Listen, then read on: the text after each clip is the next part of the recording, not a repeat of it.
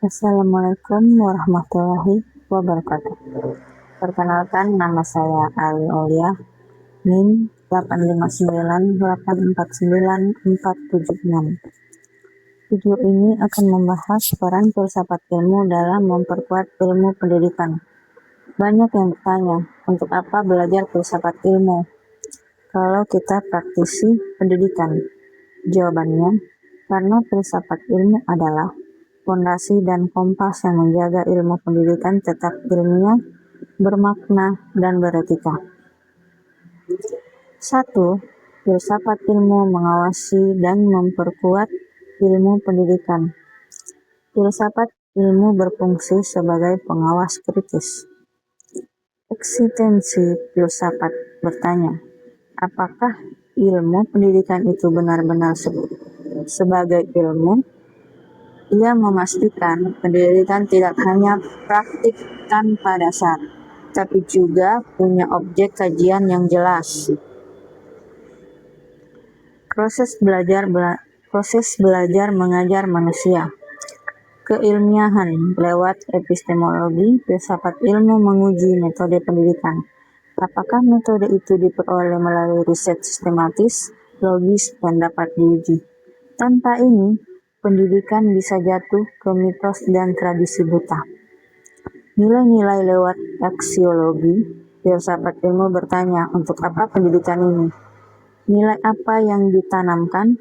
Ia memastikan ilmu pendidikan tidak netral secara moral, tapi mengarah pada pembentukan manusia yang baik. 2. Pendidikan memperkuat filsafat ilmu. Hubungan timbal balik. Pendidikan yang bermakna menjadi laboratorium hidup bagi filsafat ilmu.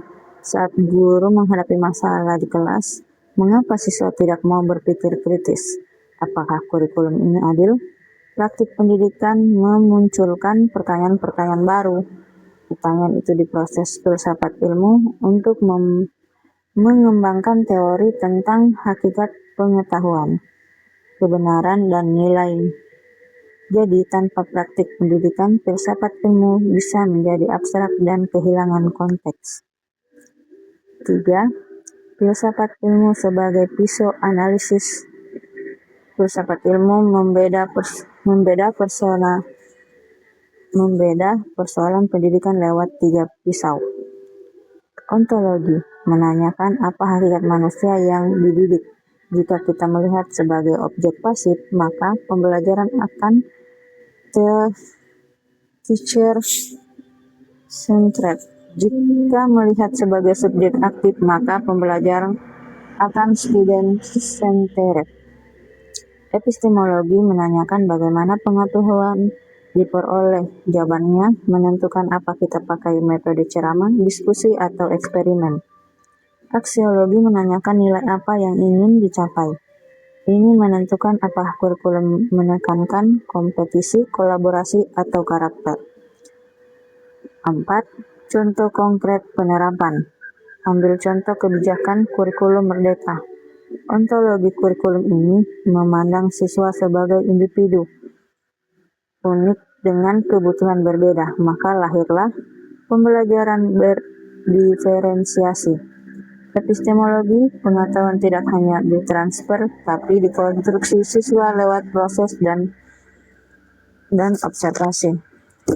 Aksiologi, nilai yang dikuatkan adalah kemandirian, kreativitas, dan gotong royong. Tanpa analisis filsafat ilmu, kurikulum bisa berubah hanya karena tren, bukan karena alasan filosofis yang kuat. Jadi, filsafat ilmu dan pendidikan saling menguatkan. Filsafat ilmu menjaga pendidikan tetap ilmiah dan bernilai. Pendidikan memberi bahan nyata untuk filsafat ilmu berkembang. Dengan begitu, pendidikan tidak sekedar mengejar tapi mendidik manusia seutuhnya. Terima kasih.